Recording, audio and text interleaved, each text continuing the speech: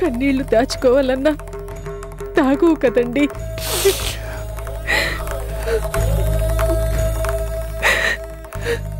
ఎన్నెన్ని అనుకున్నావు, ఎన్నెన్ని ఊహించుకున్నావు, అన్నీ ఆవిరైపోయాయి. మనకి ఇలా ఉంటే అర్చనకి దాన్ని తలుచుకుంటుంటేనే గుండె చెరువైపోతోందండి. ఎంతో సంతోషంగా దానికి సీమంతం చేద్దామని చలివిడి పెట్టి చల్లగా పురుడు పోసుకో అమ్మా అని కన్న తల్లిగా దాన్ని ఆశీర్వదించాలని తొలి కానుపుకి పుట్టింటికి తీసుకొచ్చి దానికి పుట్టబోయే బిడ్డని ఈ చేతులతో మొదటిసారిగా నేనే ఎత్తుకోవాలని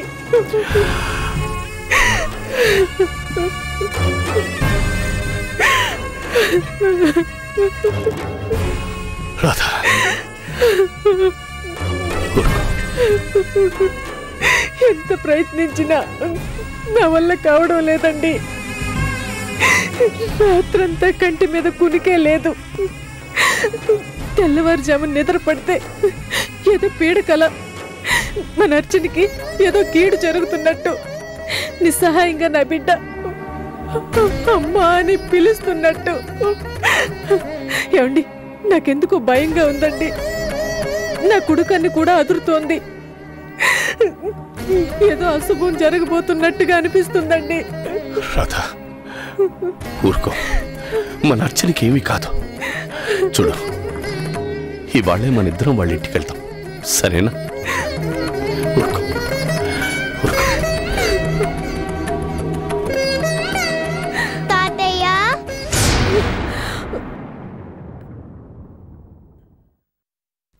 లల్లి, కూర్చో. పర్వాలేదండి. తాతయ్య, ఏంటమ్మా? అమ్మేది? అమ్మా? అమ్మ ఇక్కడికే వచ్చిందంట కదా. అమ్మ లల్లి, అమ్మ ఇక్కడికి రావడం ఏమిటి? అవునమ్మమ్మ, అమ్మ రాత్రి ఇక్కడికే వచ్చిందంట కదా.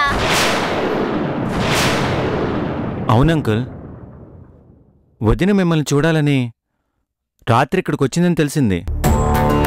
ఏం మాట్లాడుతున్నావు? అంటే వదిన ఇక్కడికి రాలేదు. రాలేదా? మరి అన్నయ్య అలా చెప్పాడేంటి? ఎలా చెప్పాడు? రాత్రి వదినకి మిమ్మల్ని చూడాలనిపించి వెళ్తానందని, తను వెళ్ళమన్నాడని. ఏంటి బాబు నువ్వనేది? అవునమ్మమ్మ, పొద్దునే అమ్మ కనిపించకపోతే నేను నానమ్మ డాడీని అడిగితే ఇలాగే చెప్పారు. ఏంటండి ఇది? అక్కడేమో అల్లుడు మన ఇంటికి వెళ్ళింది అని చెప్తే అర్చనేమో ఇక్కడికి రాలేదు అంటే ఏం జరుగుంటుందండి? ఆంటీ, మీరు అనవసరంగా కంగారు పడకండి. అనవసరంగానా? ఏం నువ్వు మాట్లాడుతున్నది? అత్తారింట్లో ఉండాల్సిన నా కూతురు అక్కడా లేక పుట్టింటికి రాకపోతే కంగారు పడ్డం అనవసరమా? ఏమండి, నాకేదో పీడకాలు వచ్చిందని ముందే చెప్పానా? నిజంగానే ఏదైనా? బాబాయ్, అమ్మ ఏమై ఉంటుంది? ఆ ప్రశ్న అడగాల్సింది మీ బాబాయిని కాదు, మీ డాడీని. ఏమండి, మొహమాట పడ్డానికి, ఫీల్ అవడానికి అక్కడ ఇంకేం మిగలేదు రాధా.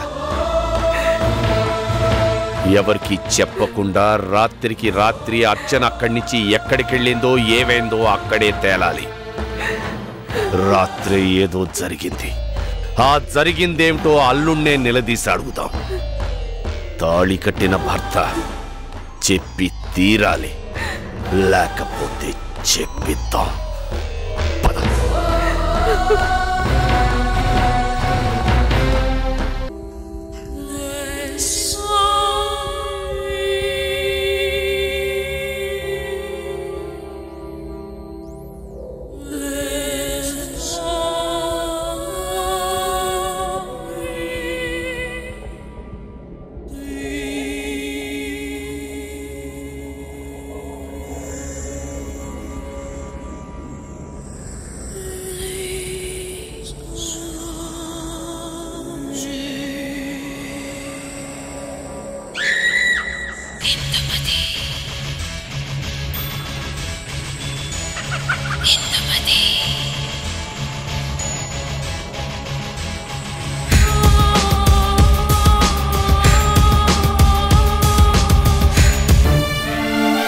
అదమ్మా ఇప్పుడు ఆమె పరిస్థితి.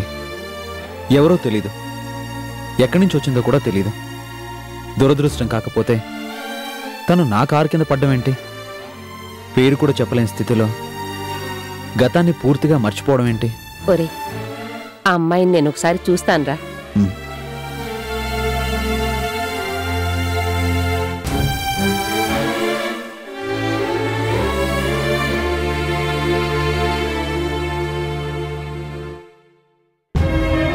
గ్రేసీ, ఏమైంది?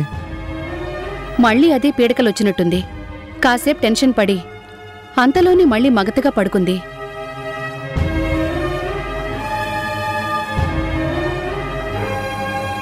పాపం, పిల్ల ఎవరో గాని బంగారంలా ఉంది. అమ్మాయి, అమ్మాయి, అమ్మా ఇలా చూడు. అమ్మాయి, అమ్మా, అమ్మాయి,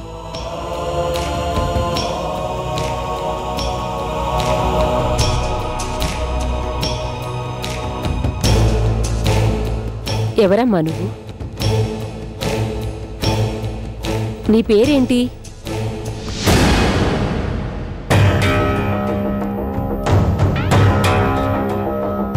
ఎన్నిసార్లు అడిగినా చెప్పలేకపోతోందమ్మా. చెప్పమ్మా, నీ పేరేంటి?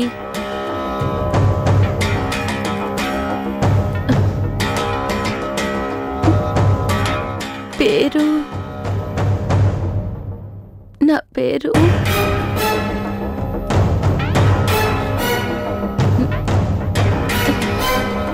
పేరు గుర్తు తెచ్చుకో, నెమ్మదిగా గుర్తు తెచ్చుకో. చీకట్లో రౌడీలు తరుముతుంటే పరిగెత్తుకుంటూ వచ్చి నా కారు కింద పడ్డావు. ఎవరు నువ్వు? నీ వెంట పడ్డ ఆ రౌడీలెవరు? అంత రాత్రి వేళ నువ్వు ఒంటరిగా ఎక్కడి నుంచి వస్తున్నావు? చెప్పు, బాగా గుర్తు తెచ్చుకుని చెప్పు.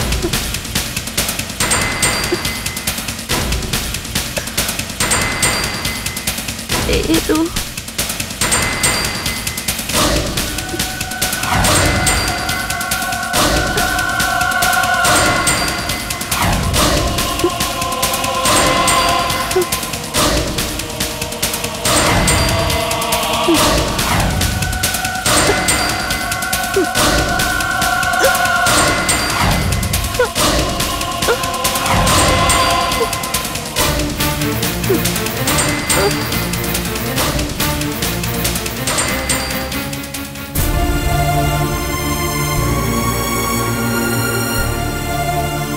పాపం, చూస్తుంటే జాలేస్తుంది. అవును మేడం, ఎంత ప్రయత్నించినా ఏమీ చెప్పలేకపోతోంది.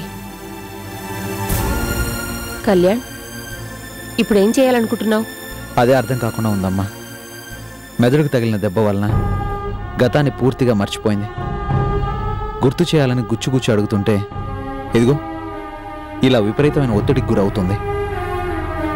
ఎవరో సైకాట్రిస్ట్కి రిపోర్ట్స్ పంపిస్తానన్నావు, పంపించావా? పంపించానమ్మా. ఆయన కన్ఫర్మ్ చేయకపోయినా తెలుస్తూనే ఉంది తను ఆమ్నేషియాలో ఉంది అని. ఆమ్నేషియా అంటే? గతాన్ని పూర్తిగా మర్చిపోవడం. తనెవరో, తన వాళ్ళెవరో, తను ఎక్కడి నుంచి వచ్చిందో ఏది చెప్పలేకపోవడం. పాపం, పిల్ల లక్షణంగా ఉంది. చూడబోతే పెళ్లి కూడా అయినట్టు లేదు. పేరేంటో ఊరేంటో కూడా చెప్పలేని స్థితిలో ఉందంటే నిజంగానే దురదృష్టవంతురాలు. ఈ పాటికి వాళ్ళు ఎంత కంగారు పడుతున్నారో ఏమిటో. నాకు తెలీదు అని మీరు చెప్పినంత తేలిగ్గా మేము నమ్మాం. చెప్పండి, అర్చన ఏమైంది? ఎక్కడికి వెళ్ళింది? చెప్పు బాబు, ఇప్పటికైనా అసలు ఏం జరిగిందో చెప్పు. ఏంటి ఏంటి చెప్పేది? ఇందాక నుంచి చూస్తున్నాను, చెప్పు చెప్పు అని నన్ను నిలదీస్తున్నారేంటి? మిమ్మల్ని కాక ఇంకెవరిని నిలదీసి అడుగుతాం? తాళి కట్టింది, కాపురం చేస్తున్నదే మీరు. రాత్రికి రాత్రి నా కూతురు ఏమైందో చెప్పాలి, చెప్పి తీరాలి. ఏమైందో నాకేం తెలుసు? రాత్రి మీ ఇంటికే వెళ్తానంది. వెళ్తానంటే ఆడపిల్లని ఒంటరిగా ఎలా పంపించారు? నేనేం పంపించలేదు, అదే వెళ్ళింది. వెళ్తే ఏమైంది? మిమ్మల్నే మాట్లాడరే. ఏం మాట్లాడాలి? రాత్రికి రాత్రి ఎక్కడికి వెళ్ళిందో, ఏ గంగలో దూకిందో నాకేం తెలుసు? ఏమిటండి ఆవేశం? ఎవరితో మాట్లాడుతున్నారో తెలుస్తుందా? అతను మన అల్లుడండి. అల్లుడు? మన కూతుర్ని సుఖపెట్టేవాడు అల్లుడు, తనని కళ్ళల్లో పెట్టుకుని చూసుకునేవాడు అల్లుడు. నాతిచ్చరామి అని పెళ్లి నాటి ప్రమాణాలని జీవితాంతం గుర్తుంచుకుని తనని గుండెల్లో పెట్టుకునేవాడు అల్లుడు. అంతేకాని రాత్రికి రాత్రి నీ కూతురు ఎక్కడికి వెళ్ళిందో, ఏమైందో, ఏ గంగలో దూకిందో నాకేం తెలుసని ఇలా మూర్ఖంగా మాట్లాడేవాడు కాడు అల్లుడు. బావగారు ప్లీజ్ ఆవేశపడకండి. ఆవేశం కాదు బావగారు, ఆవేదన, గుండె మంట. 20 ఏళ్ళు అల్లారు ముద్దుగా పెంచుకున్న నా కూతురు రాత్రికి రాత్రి అత్తారింట్లోంచి అదృశ్యమైపోయిందంటే ఓ కన్న తండ్రి పడుతున్న బాధ, క్షోభ, ఆక్రోశం. చెప్పు, ఏమైంది నా కూతురు? ఎక్కడ నా అర్చన? బావగారు ప్లీజ్, కూతురు కనబడలేదని మీరంతగా బాధపడుతున్నారో కోడలు ఏమైపోయిందోనని మేము కూడా అంతగానే దిగులు పడుతున్నామండి.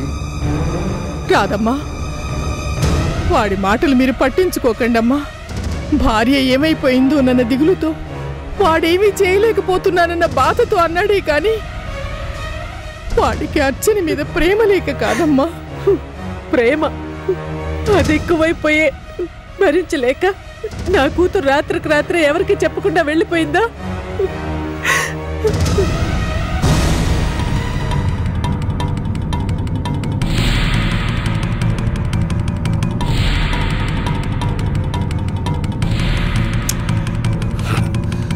చూడండి చూడండి, ఈ గంట సేపులో 100 సార్లు ఫోన్ చేస్తుంటాను. ఫోన్ రింగ్ అవుతోంది కానీ ఆన్సర్ చేయట్లేదు. అంటే ఏదో జరిగింది, ఖచ్చితంగా నా కూతురికి ఏదో జరిగింది. ఇక లాభం లేదు, లాభం లేదు. పోలీసులు కంప్లైంట్ ఇవ్వాల్సింది. పోలీసులుకా? వద్దు బావగారు ప్లీజ్, నా మాట శాంతంగా వినండి. పోలీసులు కంప్లైంట్ చేస్తే పోయేది మన 2 కుటుంబాల పరువే. అంతేకాదు అంకుల్, అసలేం జరిగిందో తెలుసుకోకుండా తొందరపడి పోలీసుల దాకా వెళితే ఈ సంగతి ఊళ్ళో వాళ్ళందరికీ తెలిసిపోతే వదిన గురించి నలుగురు నానా రకాలుగా అనుకుంటారు. అందుకని చేతులు ముడుచుకుని కూర్చుంటావా? ప్లీజ్ బావగారు దయచేసి నన్ను నమ్మండి. పోలీస్ కమిషనర్ నా ఫ్రెండు, తనకు చెప్పి మనం అల్లరి కాకుండా అర్చనకి ఏమైందో తెలుసుకుందాం. అవునండి, అన్నయ్య గారు చెప్పింది నిజమే. కాదమ్మా, నా మనస్ఫూర్తిగా చెప్తున్నాను, నాకు నా కూతురు కల్పన కంటే నా పెద్ద కోడలే ఎక్కువ.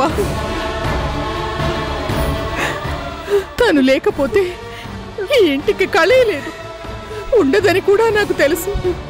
అందుకే నీకు చేతులెత్తి దండం పెడతాను. ఇలాంటప్పుడు ఆవేశపడి లాభం లేదు. బాగా ఆలోచించి ఏం చేయాలో మీరే నిర్ణయం తీసుకోండి. అవును బావగారు, కోడల్ని వెతికించే పూచి నాది. దయచేసి నన్ను నమ్మండి. ఆల్ రైట్, నమ్ముతాను. నా కూతురు ఆచూకీ దొరికితేనే అత్తారిల్లు దానికి చెరసాల కాదని నమ్ముతాను. గుర్తుంచుకోండి.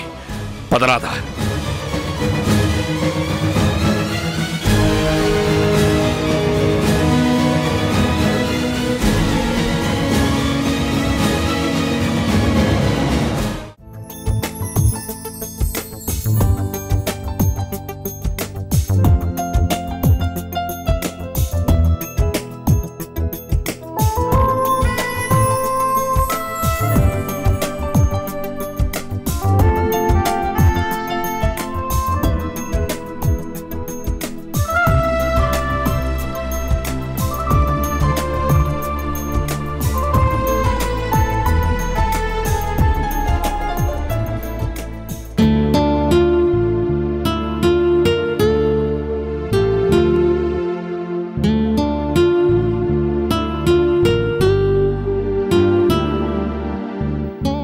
అమ్మా,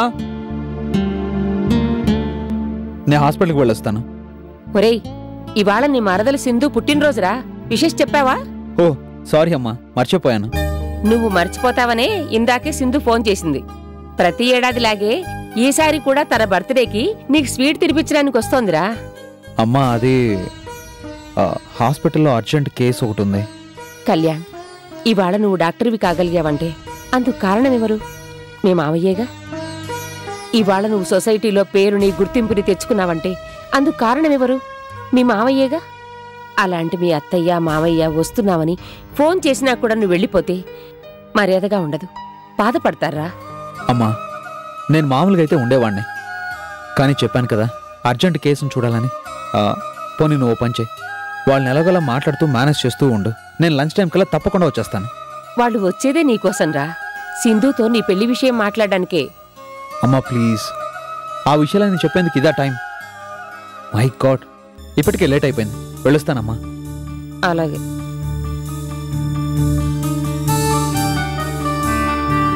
కళ్యాణ్, లంచ్ టైంకి రావడం మర్చిపోవద్దు. అలాగేనమ్మా, వెళ్ళొస్తాను.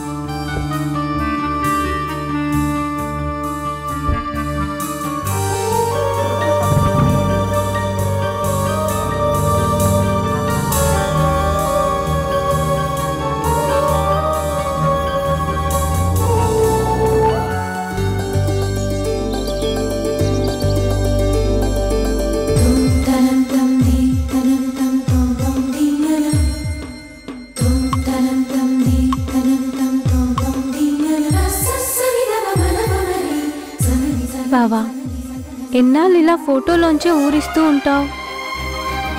అబ్బా ఏం ఫోజు! తమరెంత గొప్ప డాక్టర్ అయితే మాత్రం మరీ ఇంత బెట్టు చెయ్యాలా?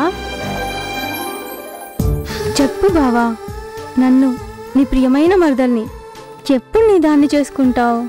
మన 2 పేర్లు జంటగా కలిసి కళ్యాణ సింధు అని అనిపించుకునే రోజు ఎప్పుడొస్తుంది బావా? బేబీ, అదిగో డాడీ పిలుస్తున్నారు, ఉంటాను, బాయ్.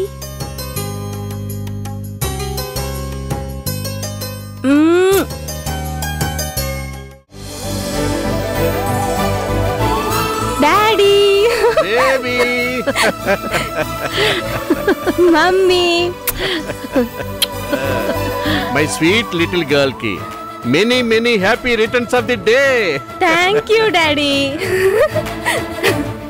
నా బంగారు తల్లికి special gift. I love you daddy. Thank you. Wow, diamond set. Thank you daddy. ఇదిగో, ఇవాళతో నీకు 20 ఏళ్లు నిండాయి. ఇక నుంచైనా కాస్త అల్లరం మాని బుద్ధిగా ఉండవే. చూడు డాడీ, మమ్మీ ఏమంటుందో. మీ మమ్మీ మాటకేంట్రా, అస్సలు కేర్ చేయొద్దు. దీన్ని ఇలాగే ముద్దు చేయండి. చేస్తాం. అయితే ఏంటి? ఈ సింధు ఎవరు? The one and only daughter of the business magnate Parthasarathi. నా పంచ ప్రాణాలు. తన ముఖంలో సంతోషం చూడటానికి ఏమైనా చేస్తాం. మహాప్రభు, మీ తండ్రి కూతుర్ని మార్చడం నా వల్ల కాదు. మార్చాలని నువ్వనుకున్నా మేం మారంగాక మారం. అంతేనా సింధు? ఇదిగో, పెళ్లిడికి వచ్చిన పిల్లవి, కాస్త యాలు ఊలు మానే. డాడీ, సులోచన, పెళ్లి అయ్యేదాకనే దాన్ని ఫ్రీగా వదిలే. అయినా నా కూతురు చేసుకోబోయేది తన భావనే కదా. ఇక్కడ ఎలా ఉంటుందో అక్కడ కూడా అలాగే ఉంటుంది. విన్నావా? నిన్ను ఇవాళ నీ పుట్టినరోజు కాబట్టి వదిలేస్తున్నా, లేకపోతే ఏం చేస్తావు? నేనేం చేస్తానమ్మా, ఇదిగో నీకు ఇష్టమైన స్వీట్స్ తీసుకొచ్చాను. Thank you mummy. నన్ను దీవించు మమ్మీ. శీఘ్రమేవా కళ్యాణ ప్రాప్తి. Thank you mummy. కోరుకున్న కళ్యాణ్ బావతోనే పెళ్లి రస్తు. ఓ daddy.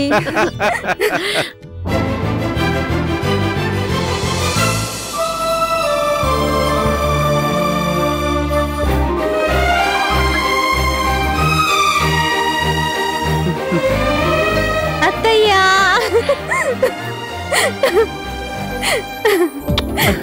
Many many happy returns of the day. Thank you. Sweet తీసుకో అత్తయ్యా. రారా సారథి.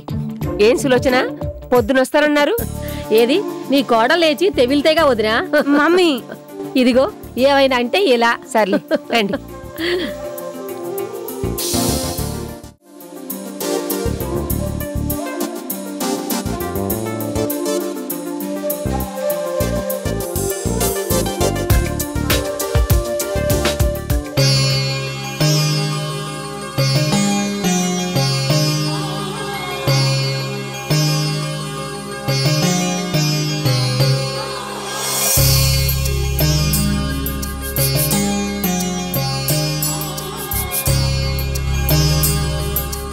అత్తయ్య ఆ? బావెక్కడా?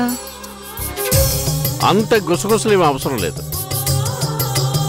నువ్వు వచ్చింది బావ కోసమేనని అందరికీ తెలుసు.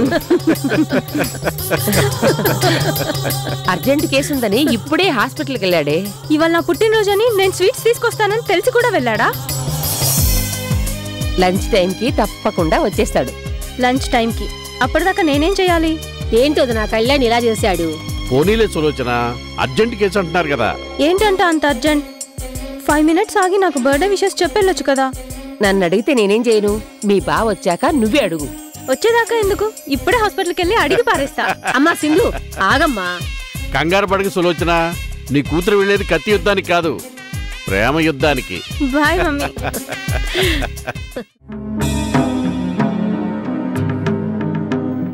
Severe head injury, post traumatical stress is possible. తలకి బలమైన దెబ్బ తగలడం వల్ల జ్ఞాపక శక్తి కోల్పోయింది.